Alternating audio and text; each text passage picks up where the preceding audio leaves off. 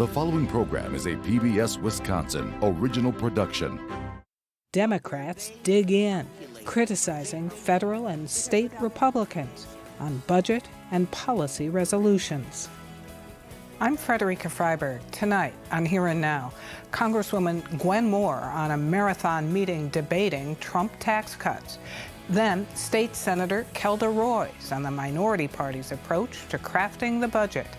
And as schools vie for more funding, special education advocates push for a larger share. It's Here and Now for May 16. Funding for Here and Now is provided by the Focus Fund for Journalism and Friends of PBS Wisconsin.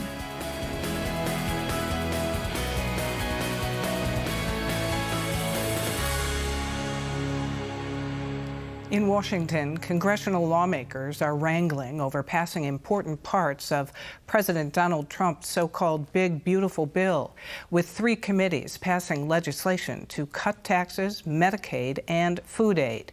In Wisconsin, more than 1 million people are covered by Medicaid, the health care program for lower-income families and individuals. The Republican provisions would also cut food aid, known here as Food Share.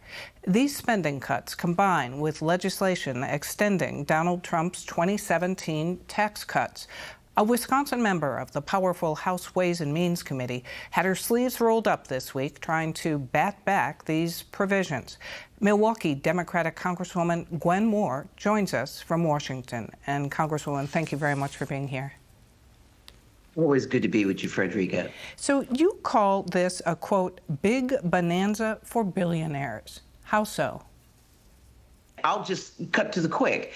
This is a program that supposedly is one of the most expensive provisions in the bill, costing maybe upwards of $800 billion. And it's supposed to help, quote unquote, small businesses. But you take Dick Uihlein, for example. He uses this pass-through method to claim $115 million in benefits.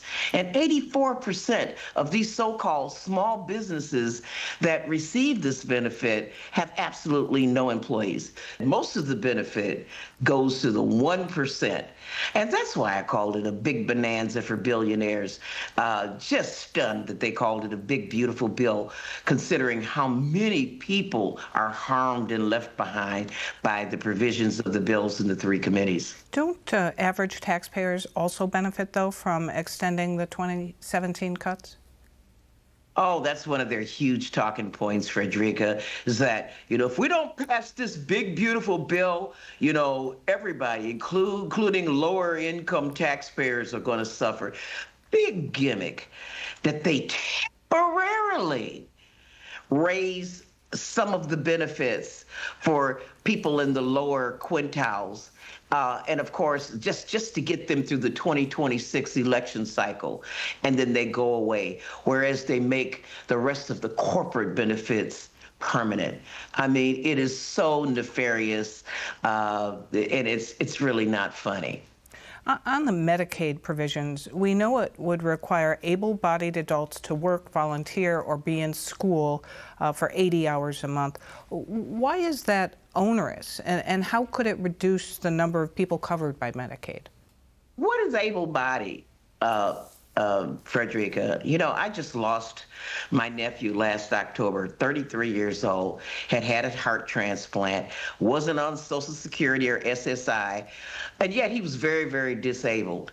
But he was working to try to maintain Medicaid because of the expense of his anti-rejection medication. He died October 20th, but to look at him, he looked like something snatched off the cover of Sports Illustrated. There are so many people who are disabled or have medical problems that are not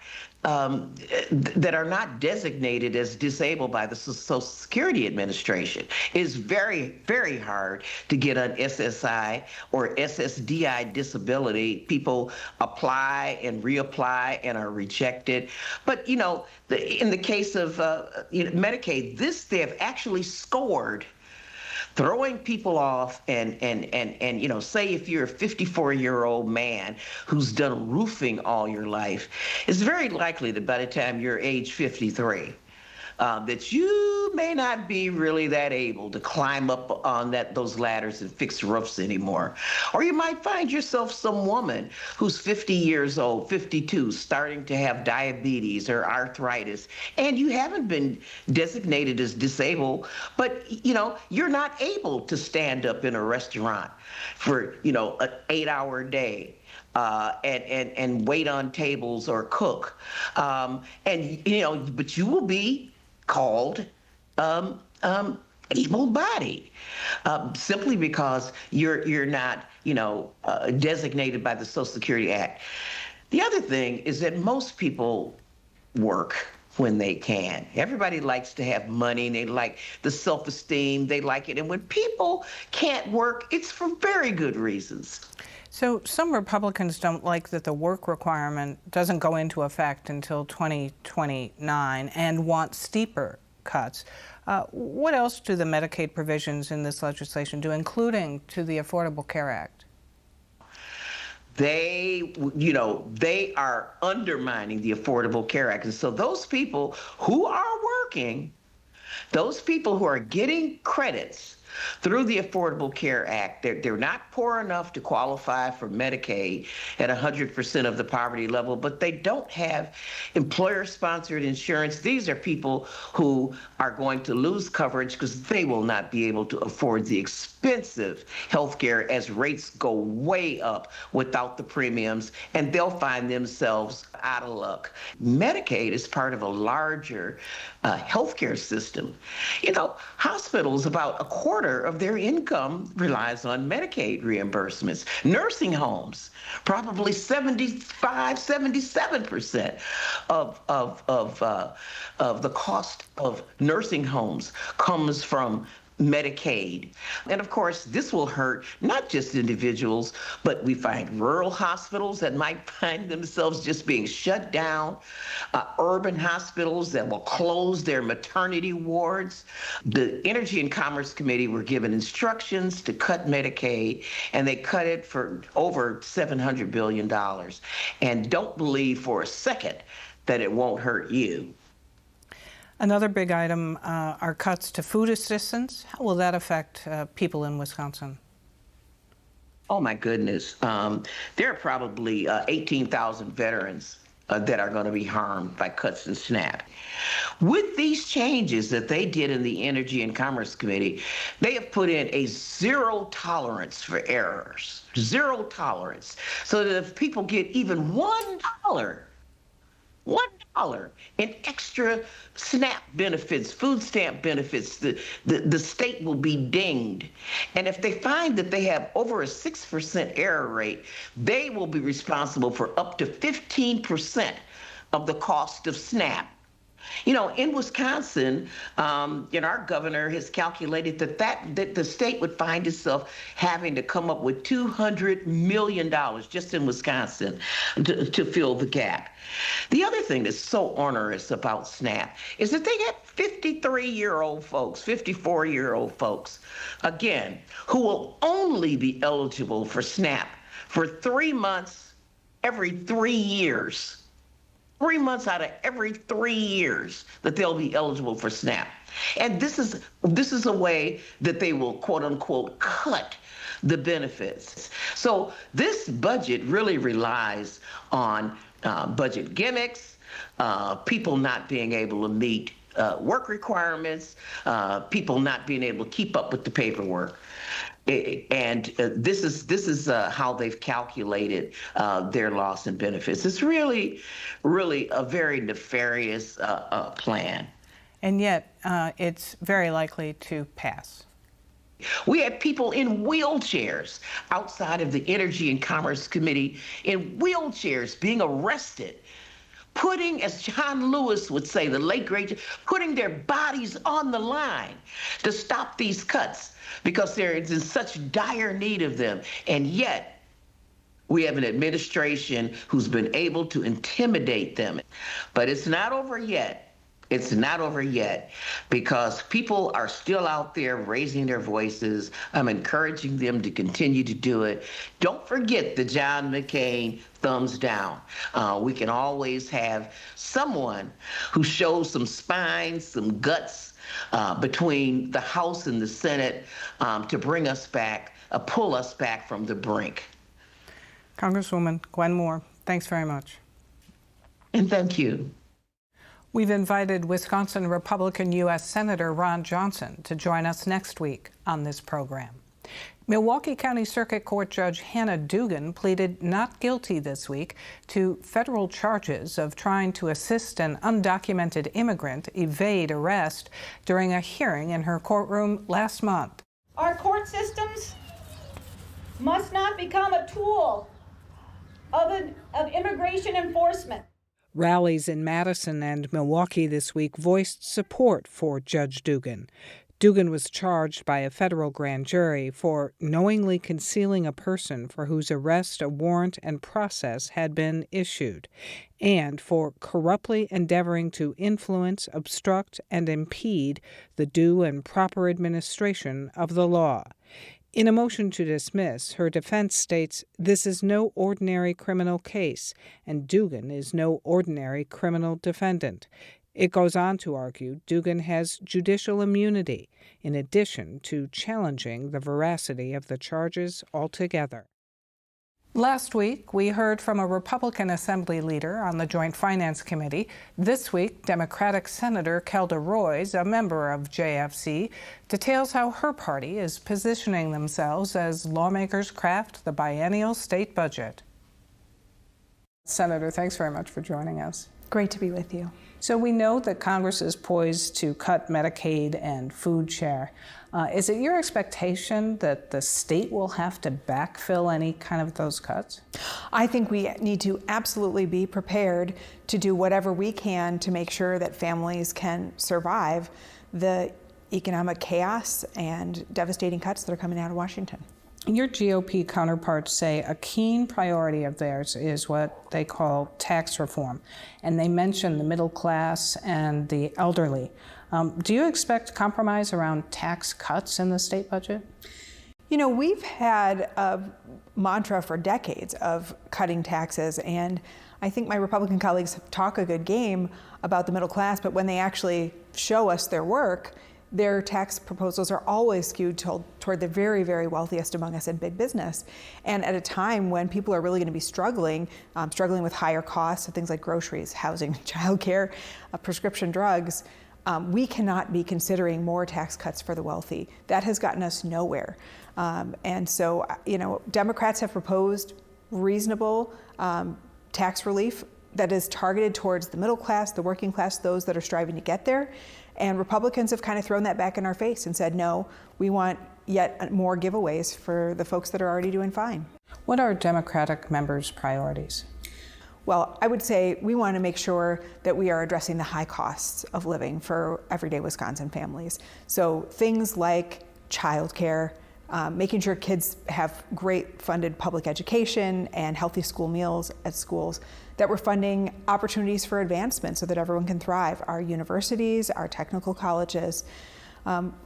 These are the things that make Wisconsin a good place to live, and we have to be prepared to fund those things. That's also what we heard as we traveled around the state and listened to people's public input. The number 1 and 2 issues that people cared about were K-12 public school funding and childcare. And we haven't had budgets that have met the moment, and now it is past time for our kids to get what they need. We know that the governor's budget included $450 million to continue the Child Care Counts Child Care program, but that was one of the some 600 provisions pulled out by Republican members of the Budget Writing Committee. What happens in June when the federal subsidy for that goes away if the Republican majority budget writers don't do something around that? Well, we've been in a childcare crisis for a long time in this country, even before COVID. But Child Care Counts stopped the losses, it stopped the closures because it put more money in classrooms and teachers. This is really a supply problem.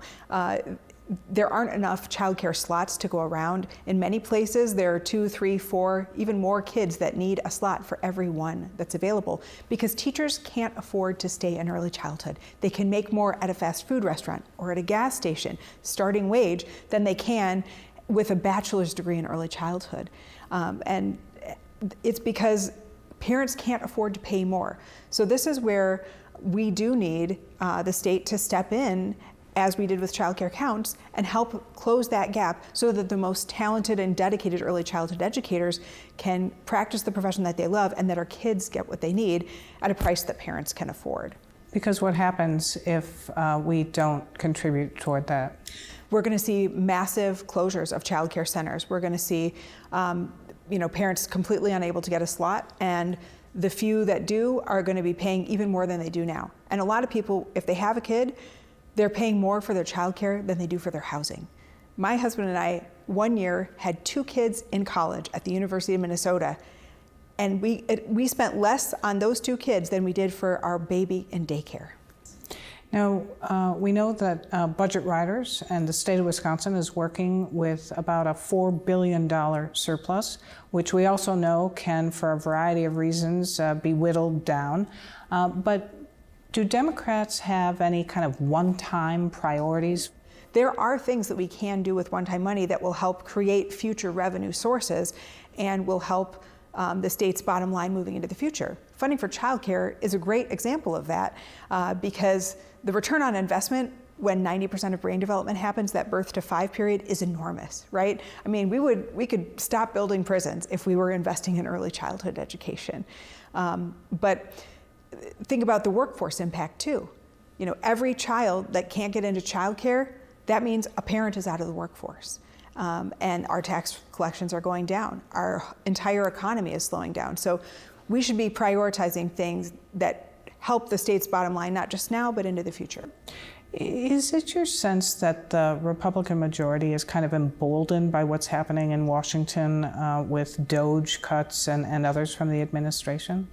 I think that they have a lot of different perspectives. I think there's a lot of infighting right now amongst the Republican caucus here in Wisconsin. Certainly, I think many of them are really enthusiastic about the devastating cuts that are being contemplated and the illegal funding freezes that we've already seen. And then there are others that are kind of laying low and waiting to see what's going to happen.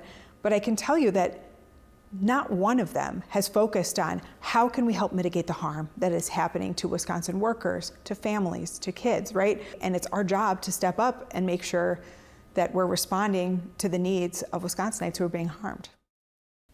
On the issue of K-12 school funding in the state budget, a push to increase funding for special education. Proponents want more state money for students with learning challenges to release the pressure that special education costs put on local property taxes. Here and Now reporter Stephen Potter has more. Education is a right that we all have. They have a right to every bit of as good of an education as anyone else. Students with disabilities make up nearly 16% of all children in the Wisconsin school system. There are more than 120,000 students with disabilities in the state. These students can have cognitive or emotional behavior issues, speech, health, or physical impairments, learning disabilities, or a range of other conditions that require them to have special help at school. This is my friend Tormund. Tiffany Shano's son is one of those students. My son Jack is 7 years old. He is a lot of fun. He's a brilliant little boy, and he's also autistic.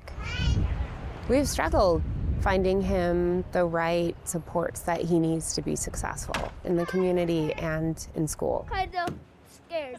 Jack cannot write, so he is able to use assistive technology like speech to text.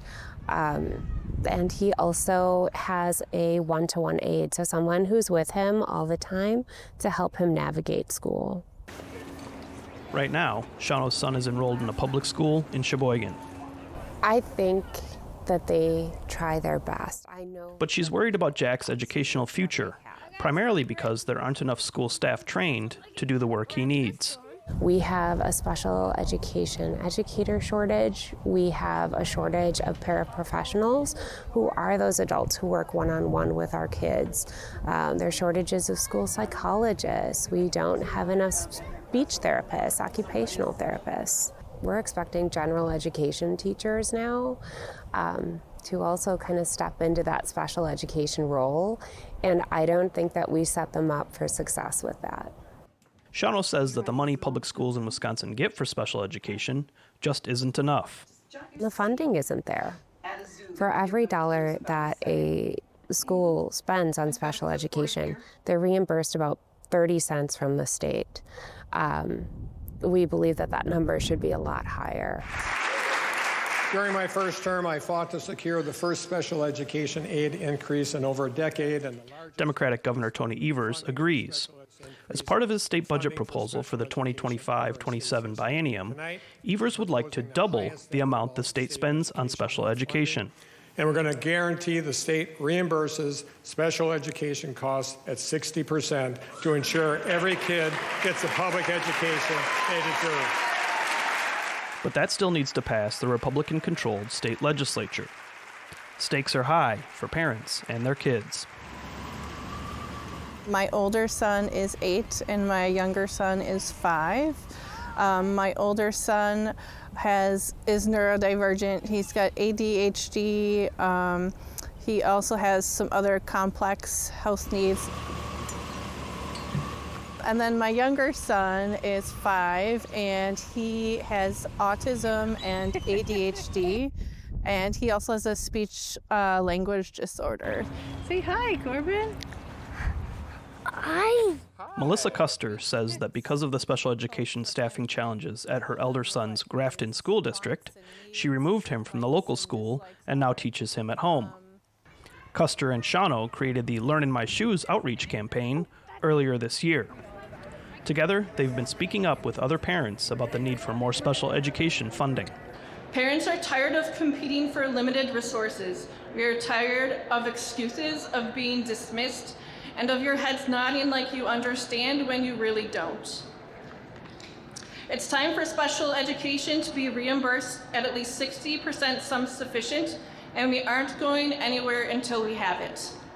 In addition to testifying before the State Budget Committee, parents with Learn in My Shoes are also taking their demands directly to lawmakers in the Capitol, dropping off stories about their special education struggles tucked into their kids' shoes. Milwaukee Democratic State Senator Chris Larson is a longtime advocate for increased special education funding. He says that not increasing funding at the state level will continue to cause problems at the local school level. We need to get to that 60% or bust, because otherwise those kids are costing the schools, right? And we shouldn't penalize schools for taking in every child that enters their classrooms. What will happen if funding for special education remains at the current level of 30 or less than 30%? If it goes lower, or if it stays what it is, it's going to result in property tax increases, which is what we've had, right? But beyond that, they are cut to the bone. People are kind of sick and tired of having to make up for the difference, and people are starting to see that this is the state's problem, not their local school board, that they've been blaming. Potentially blaming school districts for going to referendum seeking more funding from taxpayers. If Governor Evers' proposal of doubling reimbursements from 30 to 60% passes the state legislature, that would be an extra $1.1 billion spent on special education over the next 2 years. Republican State Representative Jesse Rodriguez of Oak Creek says that amount is a very big financial request. It's very difficult to say that that's something we could possibly do when it costs $1 billion. Rodriguez, who sits on the Joint Finance Committee, says she and her Republican colleagues are listening. Special education is something that's supported by pretty much everyone. Last week, however, Republicans on JFC removed hundreds of Governor Evers' funding proposals, including more money for special education. But Rodriguez says that special education funding increases are still on the table for the budget that the legislature will write. I think the desire is to do more, but it's going to be a lot of discussions to see what that number is going to be. While the state does currently have about a $4 billion budget surplus, Rodriguez isn't in favor of using that money to fund special education increases because it's not a long-term solution. We just have that one-time surplus. There is an expectation in that if we're going to put more funding into special education, that we need to continue to provide that funding moving forward. Do you want me to spin you? Parents like Shawno and Custer, however, have grown tired of their children's education needs not being met. They say it's past time to increase and properly fund special education. There's just not enough to go around right now. I don't believe that it's fair that these barriers that don't need to be there keep people from accessing their right to an education, and that affects their entire life. Reporting from Grafton, I'm Stephen Potter for Here and Now. For more on this and other issues facing Wisconsin, visit our website at pbswisconsin.org and then click on the News tab. That's our program for tonight. I'm Frederica Freiberg. Have a good weekend.